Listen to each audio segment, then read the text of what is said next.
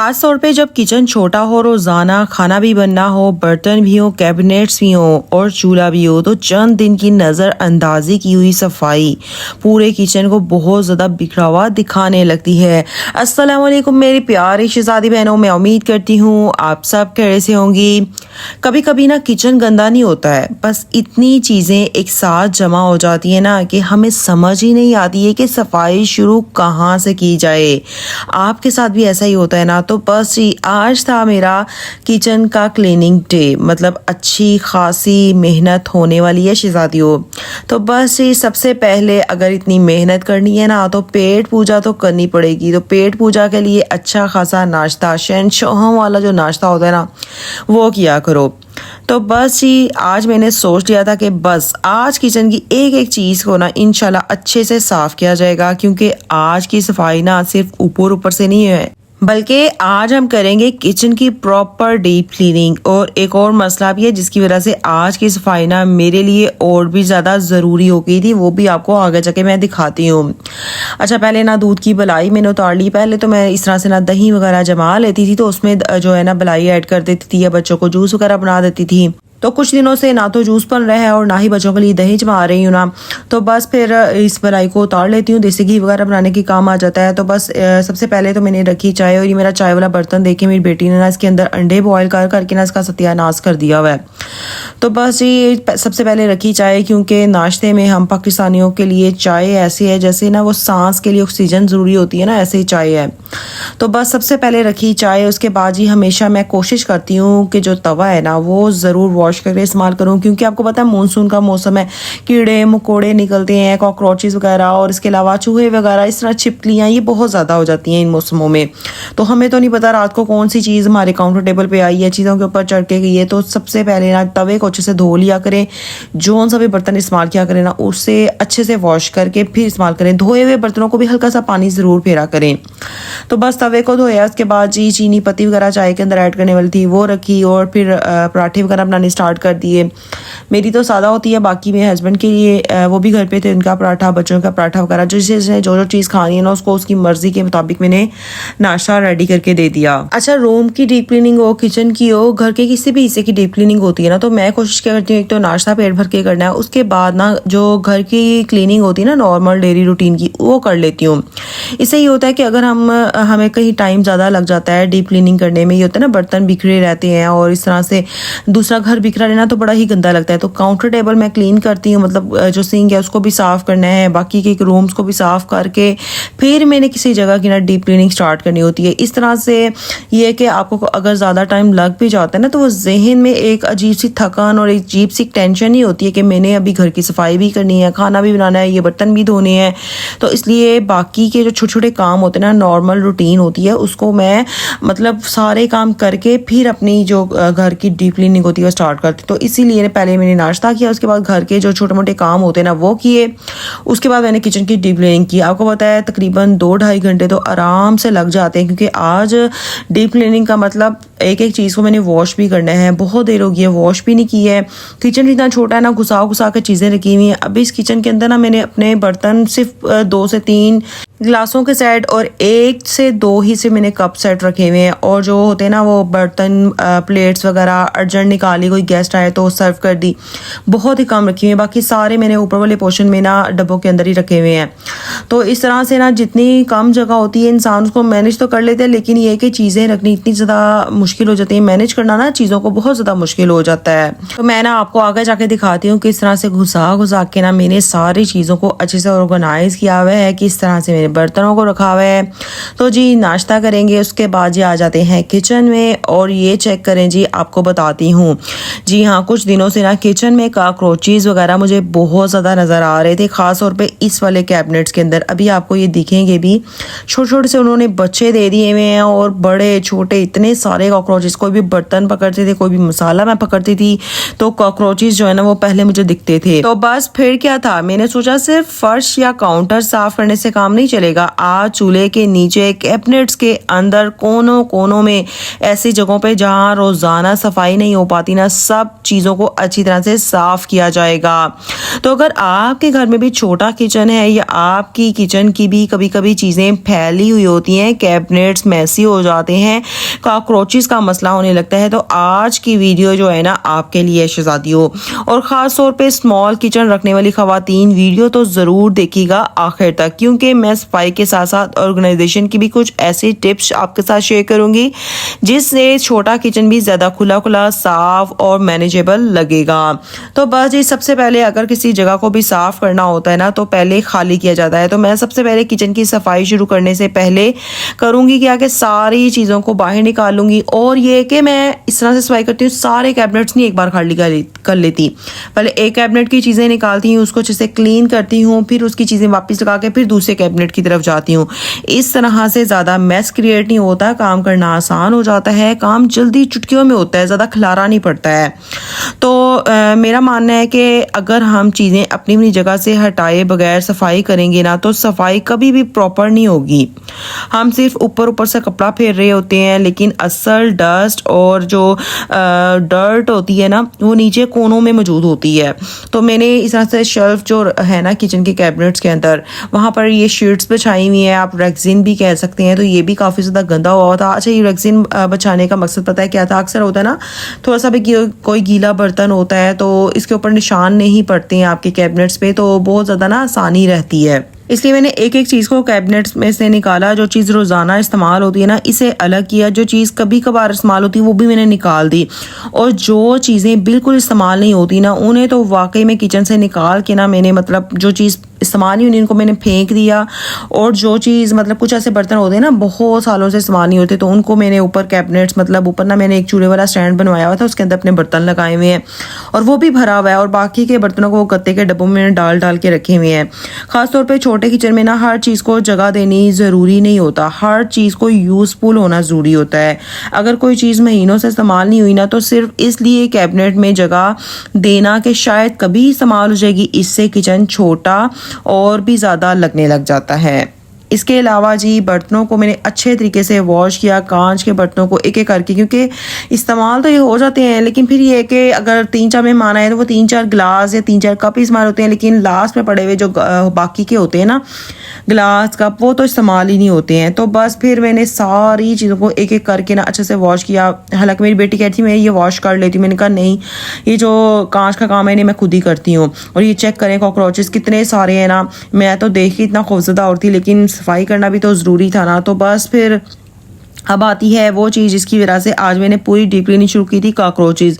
जब किचन में कॉकरोचेस ज़्यादा नज़र आने लग जाए ना तो 1-2 जगह स्प्रे कर देना काफ़ी नहीं होता, हमें ये देखना पड़ता है कि वो छुप कहाँ रहे हैं, क्योंकि किचन में बहुत सी ऐसी छोटी छोटी जगह होती हैं जहाँ हमारी रोज़ाना की नज़र नहीं पड़ी होती है। मसलन चूल्हे के पीछे, चूल्हे के नीचे, कैबिनेट्स के कोनों में, सिंक के आसपास मुख्तलिफ छोटी छोटी रैक्स और हिडन कॉर्नर्स होते हैं। इसलिए आज मैं हर जगह को अच्छे तरीके से ना साफ करूंगी। मैंने कॉकरोचेस के लिए इंसेक्ट किलर पाउडर होता है उसका भी इस्तेमाल किया, आप चाहें तो स्प्रे भी कर सकते हैं। अच्छा, स्प्रे का इस्तेमाल मैंने इसलिए नहीं किया क्योंकि काफ़ी चीज़ें बर्तन वगैरह पड़े होते हैं, तो मुझे ये था कि कहीं भी स्प्रे इधर उधर पड़ गया ना तो फिर बहुत ज़्यादा अनहाइजेनिक और नुकसानदेह हो जाएगा सेहत के लिए।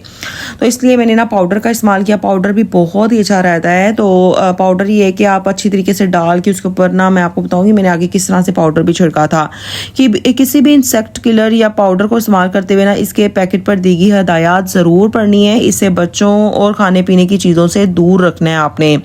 और जहाँ पे फूड प्रिपरेशन हो रही होती है ना वहाँ पे केमिकल प्रोडक्ट इस्तेमाल करने के बाद सरफेस को मुनासिब तरीके से साफ़ करना भी बहुत ही ज़्यादा शहजादी ज़रूरी है, क्योंकि हमें कीड़े ख़त्म करने के साथ साथ अपने खाने की जगह को भी महफूज रखना होता है। तो बस फिर पहले मैंने कैबिनेट्स के अंदर ना अच्छे तरीके से वो बर्तन धोने वाला साबुन होता है ना, उससे अच्छे तरीके से सफाई की ताकि जो कैबिनेट्स में थोड़ी डस्ट वगैरह, धूल है, कोई दाग वगैरह वो भी उतर जाए। फिर मैंने साफ़ कपड़े से अच्छे तरीके से अंदर बाहर हर जगह से ना कैबिनेट को साफ़ किया। और मैंने अपनी बेटी को भी काम दिया हुआ था कि आप भी ना ये सारे जो छोटे छोटे से जार बॉक्सेस है ना इनको क्लीन कर लो, क्योंकि इनके अंदर ना भी सामान था तो मैं धोना नहीं चाहती थी, क्योंकि वैसे भी साफ़ थे, बहुत कम इस्तेमाल होते हैं। तो ये मेरी बेटी साफ़ करती। इसके अलावा बर्तन भी अच्छे तरीके से धुल चुके थे। कैबिनेट्स का जो था ना क्लीनिंग हो चुकी थी, उसका मैंने दरवाजे ना काफ़ी देर के लिए खुले रहने दी ताकि हवा लगे और अच्छे तरीके से वो ड्राई भी हो जाए। और ऑनेस्टली आपको एक बात बताऊँ, जो कैबिनेट्स की सफाई है ना इसमें सबसे ज़्यादा वक्त लगता है, क्योंकि एक कैबिनेट खोलो तो इसके अंदर एक और दुनिया बसी हुई होती है। कभी छोटे छोटे डब्बे होते हैं, कभी पैकेट्स होते हैं, कभी स्पाइसेस और एक्स्ट्रा अनस्टिल बहुत सारी चीज़ें होती हैं और हम सोचते रहते हैं कि चीज़ें कहाँ रखें। अच्छा, कैबिनेट्स के अंदर ना बहुत ज़्यादा चीज़ें समा जाती हैं, मतलब घुस घुस आके हम रखते हैं, लेकिन जैसे ही किचन कैबिनेट से बाहर आती है ना चीज़ें, इतना ज़्यादा बखेरा पड़ जाता है ना, और सोचते हैं एक कैबिनेट ने कितनी चीज़ें अपने अंदर समाई हुई हैं। लेकिन मैंने आज एक असूल रखा है, जो चीज़ एक कैटेगरी की है ना वो एक ही जगह पर रहेगी। मसलन स्पाइसेस एक जगह पे, रोज़ इस्तेमाल होने वाली चीज़ें अलग, और एक्स्ट्रा चीज़ों को अलग रखा जाए। जो चीज़ें कम इस्तेमाल होती हैं ना इसे ऐसी जगह पे रखूँ जहाँ पे रोज़ाना हाथ ना मारना पड़े। ख़ास तौर पे स्मॉल किचन ऑर्गेनाइजेशन में बहुत काम आता है। छोटे किचन में ना हमें बड़ी बड़ी स्टोरेज सोल्यूशन की ज़रूरत नहीं होती है, हमें सिर्फ ये समझने की ज़रूरत होती है कि वर्चुअल स्पेस को कैसे इस्तेमाल किया जाए। अगर कैबिनेट स्टोर के अंदर जगह मुनासिब है तो ऑर्गेनाइजर लगाए जाएं। अगर कॉर्नर छूटा हुआ है तो हर चीज़ कॉर्नर पर रखने की बजाय सिर्फ वही चीज़ें इस्तेमाल की रखी जाएं जो रोज़ाना में हम लोग यूज़ कर सकें। इस तरह किचन ना देखने में भी साफ लगता है और काम करने में भी आसानी होती है। स्मॉल किचन के लिए आपको बहुत अच्छी टिप दूंगी कि आपने अपना जो काउंटर टेबल है ना, काउंटर टॉप है, उसको स्टोरेज रूम नहीं बना लेना। हम अक्सर सोचते हैं ना कि ये चीज़ यहाँ रख देती हूँ, वो चीज़ भी यहाँ पर ही रख देती हूँ क्योंकि रोज़ाना इस्तेमाल होती है, और फिर ऐसा काउंटर टॉप जो होता है ना वो भरा भरा सा रहता है, सफाई करना भी मुश्किल हो जाती है और हमें स्पेस बहुत ही कम मिल रही होती है। तो आपने जो अपना काउंटर टेबल है वो बहुत ज़्यादा क्लीन रखना है।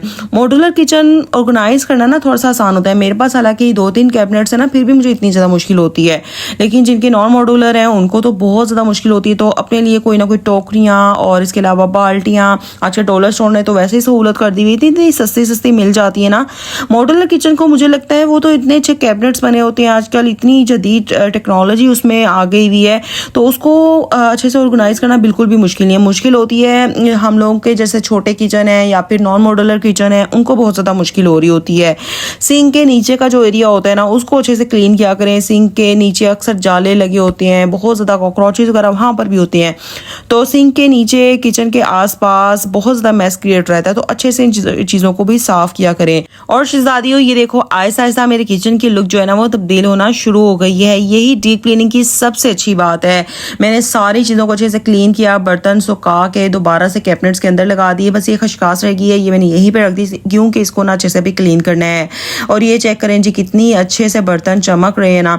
तो बस ये पहले ना बहुत ही ज़्यादा भरा भरा ऊपर वाला पोर्शन रहता था, तो इसको भी अच्छे से मैंने क्लीन किया, एक्स्ट्रा बर्तन मैंने निकाल दिए हैं। और नीचे ये सारे डब्बे जो है ना इसमें कुछ ना कुछ इस्तेमाल होने वाला है, तो ये भी मैंने यहीं पर रखे हुए हैं। अच्छा, ये वाला कैबिनेट्स मैंने कुछ दिन पहले इस्तेमाल किया था, इसको मैं अभी क्लीन नहीं करूँगी। और जी बस ये वाले जो काम होते हैं ना बहुत ही ज़्यादा ज़रूरी होते हैं, यही डीप क्लीनिंग की सबसे अच्छी बात है। शुरू शुरू में लगता है कि इतना सारा काम कैसे होगा, लेकिन जब हम कैबिनेट्स एक क्लीन करते हैं, दूसरा क्लीन करते हैं, स्टोव को अच्छे से वॉश करते हैं, काउंटर टेबल को क्लीन करते हैं, एक एरिया को कंपेयर करने लग जाते हैं, तो आखिर में पूरा जो किचन है ना वो तब्दील होना शुरू हो जाता है। हमें लगता है कि हाँ हम कुछ कर रहे हैं, किचन की कुछ काम हो चुका है। और मैं आपको एक बात बताऊं, घर को हमेशा परफेक्ट रखना ज़रूरी नहीं होता। हम रोज़ाना किचन में काम करते हैं, कभी बर्तन ज़्यादा होते हैं, कभी कुकिंग ज़्यादा होती है, कभी बच्चों की वजह से वक्त नहीं मिलता, ये सब नॉर्मल है चीज़। असल चीज़ ये है कि जब हमें लगे ना कि किचन बहुत ज़्यादा मैसी हो गया, गंदा हो गया, तो हम इसे रीसेट कर लें। ज़्यादा अच्छी बात ये है कि जब आप रीसेट कर लें, बुरी बात तो वो होगी ना आपका किचन गंदा है, आपको दिख रहा है, लेकिन आप फिर उसे इग्नोर कर रही हैं, आपके पास टाइम भी, आप उसे क्लीन नहीं कर रही हैं, गंदे किचन में काम कर रही हैं, चीज़ तो वो गलत है। अगर आप चीज़ों को रीसेट सेट कर रही हैं, क्लीन कर रही हैं, ये अच्छी बात है। और जी मेरा बर्तन वाला रैक भी गंदा था तो मैंने कहा चले लगे हाथ, इसको भी अच्छे तरीके से ना कर लेते हैं साफ। और जब क्लीनिंग तकरीबन कंप्लीट हो गई ना तो मैं दोबारा चीज़ों को अपनी जगह पे रख दिया था, लेकिन इस दफ़ा सिर्फ वही चीज़ें मैंने रखी जो वाकई में इस्तेमाल होती थी, जो डेली रूटीन में या किसी गेस्ट के आने पे इस्तेमाल की जाती थी, क्योंकि ऑर्गेनाइजेशन तब तक कंप्लीट नहीं होती है जब तक अननेसेसरी चीज़ें कम ना हो। मसलन अगर आपके पास एक ही काम के बहुत सारे चम्मच आपने ऐसे ही भरे हुए हैं तो वो निकाल देने चाहिए। आप रोज़ाना सिर्फ 2 चीज़ें इस्तेमाल करती हैं, बाकी की 3 चीज़ों को ऐसी जगह पे रखें जहाँ पे रोज़ाना मतलब आपको इतना इस्तेमाल ना करनी हो, जहाँ पे आपके पास स्पेस भी हो। ये छोटी सी तब्दीली किचन को बहुत ज़्यादा मैनेजेबल बना देती है।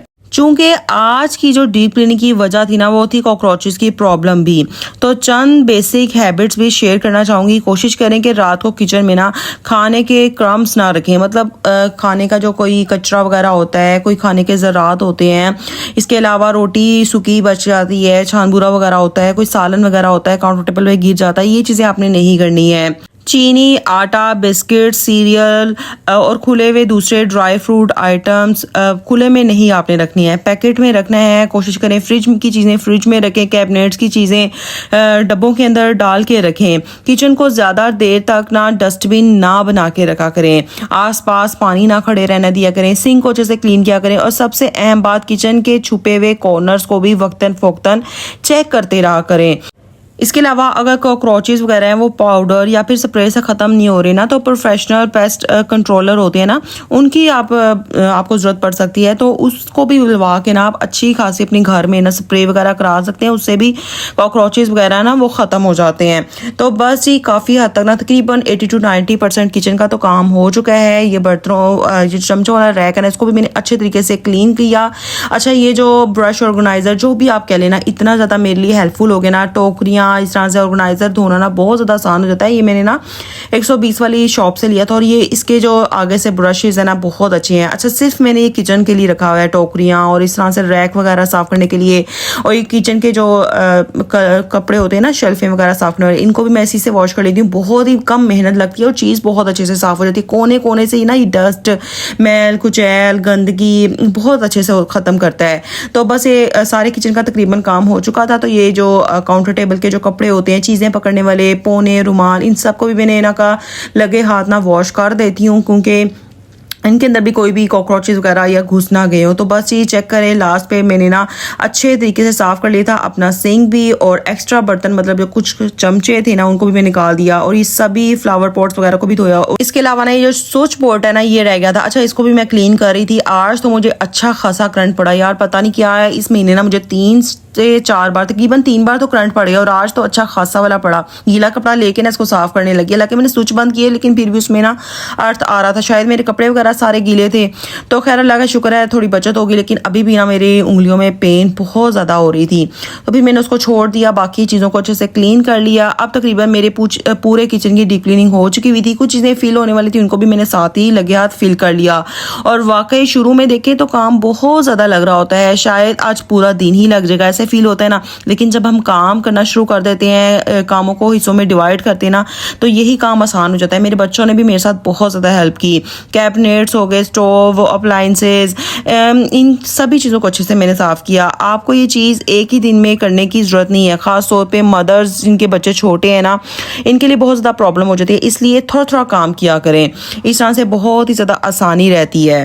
मेरी प्यारी शहजादी बहनों, चंद घंटों की मेहनत के बाद ना आपका किचन भी नया महसूस होता है। और अगर आपका किचन छोटा है तो याद रखें, छोटा किचन मसला नहीं है, बेतरतीबी मसला है। थोड़ी सी ऑर्गेनाइजेशन, थोड़ी सी डीक्लटरिंग और रोज़ाना की छोटी छोटी क्लीनिंग हैबिट से एक छोटा किचन भी बहुत ही खूबसूरत, साफ और बहुत ही ज़्यादा क्लीन बनाया जा सकता है। और अगर आपको आज की मेरी किचन डीप क्लीनिंग की वीडियो अच्छी लगी है तो प्लीज़ लाइक करें और मेरी शहजादी दूसरी बहनों के साथ भी शेयर करें। और मेरे चैनल पर न्यू है तो सब्सक्राइब करना तो हरगिज ना भूलिएगा। और कमेंट्स में मुझे जरूर बताइएगा कि आपके किचन में सबसे ज्यादा मुश्किल सफाई किस चीज की होती है, स्टोव, काउंटर टेबल, सिंक या फिर पेंट्री की। मैं आपके कमेंट्स का इंतजार करूंगी। मिलते हैं किसी नई वीडियो के साथ, तब तक शहजादियों अपना बहुत ख्याल रखिएगा। अल्लाह हाफिज।